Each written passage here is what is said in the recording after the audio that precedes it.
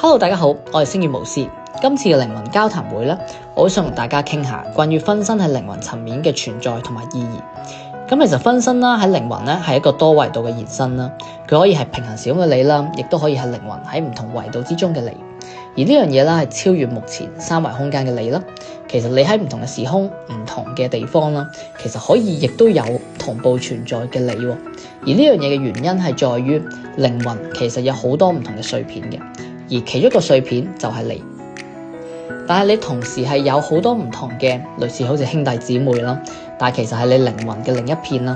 喺呢個世界上可以係唔同時空、唔同時代嘅你，而呢啲嘅你啦，共同組成咗呢個靈魂嘅。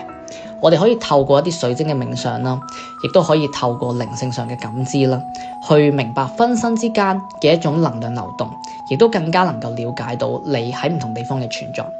分身其實令你體驗到生命有無盡嘅可能啦，佢可以係超越三維空間，亦都可以超越輪迴。